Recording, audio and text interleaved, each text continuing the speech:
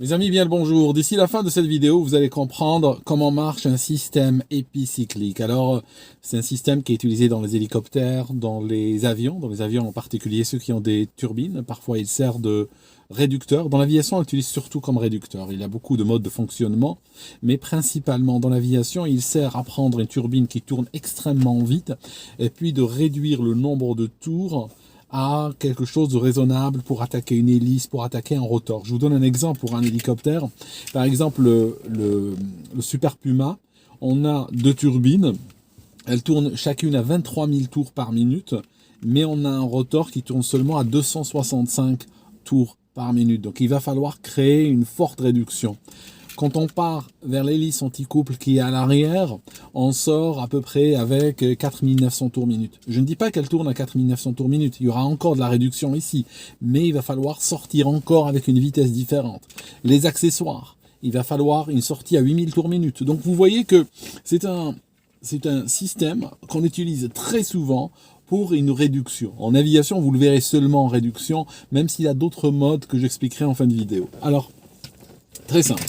Comment ça marche? Alors, premièrement, envisageons la solution suivante. J'ai un système comme ça, vous voyez, j'ai cet engrenage, quelque part, ce pignon que j'ai ici entre les mains, on l'appellera une planète. Et puis, imaginons que j'ai envie de créer un système qui réduise la vitesse. Alors, l'idée la plus simple qui pourrait me venir à l'esprit, c'est celle-là.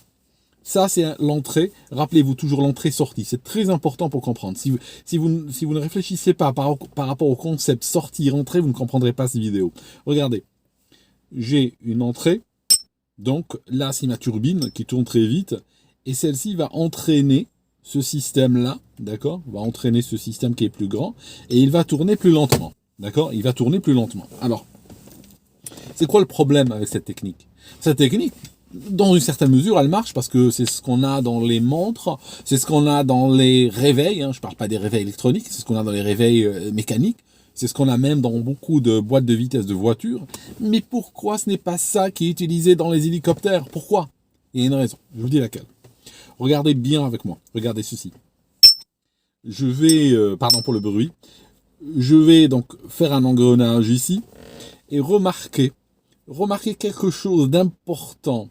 Regardez la surface de contact entre les deux. Qu'est-ce que vous voyez? Vous allez voir que principalement, en réalité, l'effort se transmet sur une dent, principalement sur une dent, voire les dents à côté, une dent de chaque côté qui aide un peu. Mais principalement, on a toute la puissance qui est transférée sur une seule dent. Alors quand je vous parle d'un hélicoptère comme le Super Puma, si ma mémoire est bonne, il a deux turbines, je crois qu'elles font 1700 chevaux chacune. Donc vous imaginez 3400 chevaux de puissance et vous transférez ça avec quoi? Vous transférez ça avec une seule dent de chaque côté. C'est pas évident. C'est-à-dire qu'il vous faudra des super dents. Ça veut dire qu'il faudra fabriquer ces systèmes-là énormes, il faudra qu'ils aient des dimensions bibliques, littéralement, pour que vous puissiez vous assurer que ça va marcher sans exploser tout à coup. Alors là, les gens ont décidé de partir sur un autre mécanisme qu'on appelle le système épicyclique. Alors le système épicyclique est le suivant. Ça marche comme ceci. Dans l'aviation, on l'utilise seulement comme réducteur, même s'il a d'autres utilisations dont je parlerai. Mais en aviation, on l'utilise principalement comme réducteur. Alors ça marche comme ceci. J'ai donc mon soleil. J'ai mon soleil. Donc mon soleil, c'est l'entrée. Celui-là va devenir l'entrée maintenant. Ça signifie que la turbine entraîne ça. Donc cet axe que vous pouvez voir ici, imaginez-le plus long, et il va vers la turbine. D'accord? Donc ma turbine entraîne cette roue. Maintenant, je vais placer une roue ici. D'accord? Et ce que je vais faire, je vais en rajouter des roues. Voilà, j'ai une deuxième. J'ai une troisième, j'ai une quatrième. Donc, ce que je suis en train de faire en réalité, je suis en train de partager l'effort entre plusieurs roues. Donc, au lieu d'avoir un effort qui est sur une seule dent, là, j'ai un effort qui est divisé entre plusieurs planètes. Donc, ça, c'est des planètes. Et ce qu'on a au milieu, c'est le Soleil. D'accord? Donc déjà, là, on commence à avoir une idée intéressante. Le problème avec ce mécanisme-là, c'est que si je commence à faire tourner cet axe, ceux-là, hein, ces planètes vont tourner sur elles-mêmes, et puis c'est tout. Et ça n'ira pas plus loin. C'est pas ce que je veux vraiment. Ce que je veux, c'est ceci.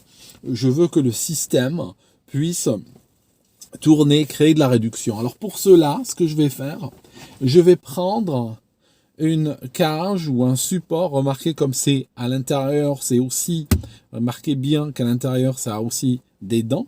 Et en fait, ce que je vais faire, je vais la placer comme ceci. Donc je vous montre à peu de choses près à quoi ressemble mon système. J'espère ne pas le faire tomber, il est extrêmement lourd. D'accord? Donc voilà. Donc mon système ressemble à ça maintenant. D'accord? Rappelez-vous, l'entrée, c'est cet axe-là. Elle est où la sortie? Je vais vous dire dans une minute où elle est la sortie. Alors, pourquoi il y a cette cage? Alors cette cage évite déjà que mes planètes ne tournoient sur elles-mêmes dans le vide sans rien faire. Ce serait pratiquement un niveau point mort. Il y a encore autre chose. Si vous regardez la planète, hein, vous, si vous êtes, imaginez que vous ouvrez la porte à une voiture, à quelqu'un de malade, vous voulez l'aider à descendre de voiture, vous faites quoi? D'un bras, vous allez l'aider à descendre, vous faites quoi? Instinctivement avec l'autre bras. Avec l'autre bras, vous allez probablement poser votre main sur le montant de la porte ou sur le toit de la voiture, sur la carrosserie, pour prendre quoi? Pour prendre un support. Quand vous faites l'effort d'une main, vous avez besoin d'avoir un support sur l'autre. Remarquez ici, mes planètes, elles reçoivent ici un effort et ici, elles ont ce support qui leur permet justement d'avoir un appui. D'accord? Une dent ici, une dent là. À chaque fois, une dent ici, une dent là. Ok, maintenant, elle est où la sortie? Alors, je vais vous dire où elle est la sortie. Regardez bien ce qui m'intéresse dans ce système. Alors, quand on utilise le système épicyclique en tant que réducteur, dans ce cas, la cage, cette cage-là est tout le temps bloquée. Elle ne tourne pas. Je vais la bloquer. Elle est bloquée. Elle ne tournera pas.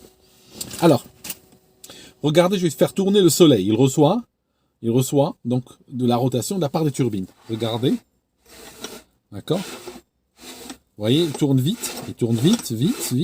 Mais les planètes, elles sont en train de faire une révolution sur une orbite. Elles sont en train de le faire plus lentement. Mais elle est où ma sortie? Qu'est-ce qui m'intéresse? Je connecte tout mon rotor là. Mon rotor, il va où? Alors, regardez bien celle-là. Ce que je vais faire, je vais prendre, idéalement de l'autre côté, pas du même côté, parce que c'est un peu embêtant si je le fais du même côté. Mais ce qu'on cherche à faire en réalité, ce qui m'intéresse là-dedans, c'est la translation de ces planètes-là. Je ne m'intéresse pas à leur rotation sur leur axe. Je m'intéresse à leur translation. Ça veut dire, en d'autres termes, je m'intéresse à ce mouvement qu'elles font. Remarquez bien ma main, remarquez bien. C'est ce mouvement qui m'intéresse, c'est ce voyage sur leur orbite qui m'intéresse. Ce n'est pas leur rotation individuelle sur place. Celle-ci, elle ne m'intéresse pas. Donc regardez ce qu'on va faire. Imaginons que j'ai des tiges en métal, là, des tiges en métal. De l'autre côté, elles viendraient plutôt à l'arrière. Mais bon, juste pour vous montrer. J'ai pas un plateau en verre. Donc, les tiges en métal sortiraient comme ça. Après, elles seraient sur un plateau. Et c'est ce plateau qui va tourner, qui sera entraîné par ces 4 planètes et qui va devenir ma sortie. Remarquez ce que mon bras fait. Je vous montre d'abord la rotation des planètes. Regardez l'orbite des planètes. Regardez comme elles font. Ne vous intéressez pas à la rotation sur elles-mêmes. Regardez comme elles orbitent. Regardez l'orbite. Alors, imaginons maintenant que ma main, regardez ma main ce qu'elle fait. Regardez mon bras ce qu'il fait. Regardez mon bras. Mon bras est entraîné par ces planètes dans leur orbite.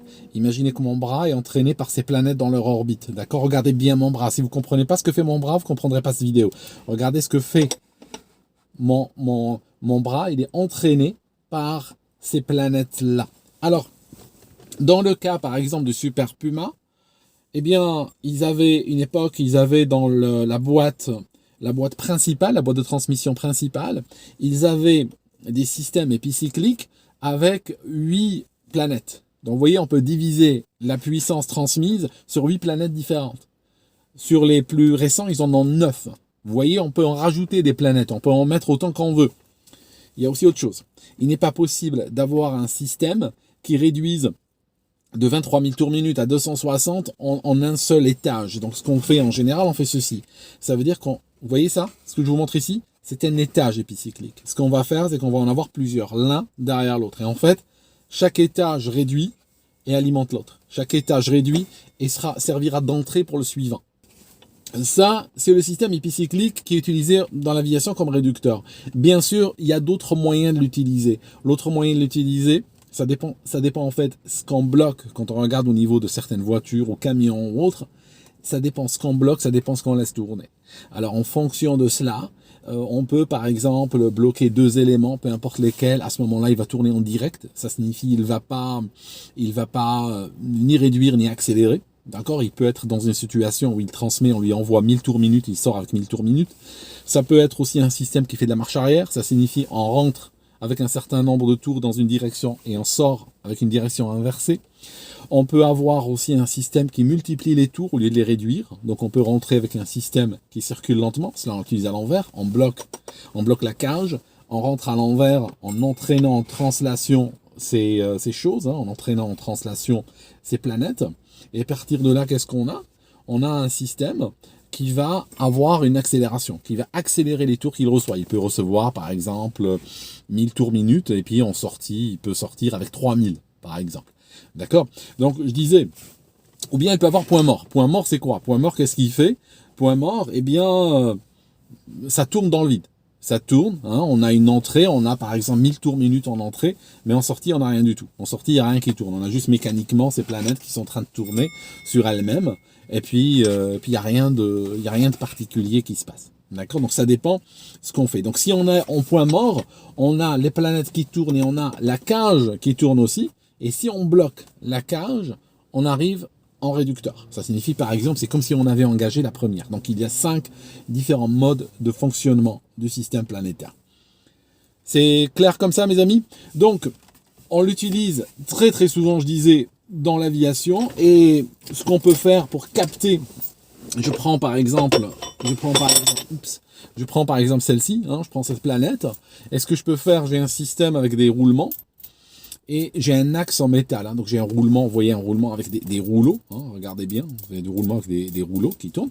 Et puis ce que je fais, je place au centre donc de ma planète, et vous voyez que maintenant, ce système peut tourner. Et ce système peut être relié à un plateau, ce plateau va se connecter à chacune des planètes, et après le plateau va tourner sur lui-même. D'accord? Il va tourner au fur et à mesure que les planètes font ça. Les planètes feront ça, le mouvement de la planète c'est ceci. La planète fait ça, et en même temps, elle entraîne, parce qu'elle... Oups, c'est parti, il faut que je la trouve par la suite. Alors, la planète fait quoi? La planète, elle fait ce mouvement, ok, autour de cet axe, et puis elle entraîne avec elle, donc le plateau qui, lui, est connecté soit au rotor de l'hélico, par exemple, ou à l'hélice de l'avion, soit il est connecté, si on a besoin de réduire encore, à un autre étage. Voilà. Donc, c'est un système super efficace, c'est un système génial, c'est un système ingénieux, qui est un point très fragile dans les hélicos. Si je regarde ces dernières années, il y a eu pas mal de veuves et d'orphelins à cause de ça. Normalement, ce système baigne complètement dans l'huile. Ça signifie dans une boîte qui est complètement noyée d'huile, et il tourne dans l'huile. Le problème, c'est que, vu où il est, très difficile d'aller les inspecter, les sortir comme ça et les regarder. Donc, une des méthodes d'inspection, c'est d'avoir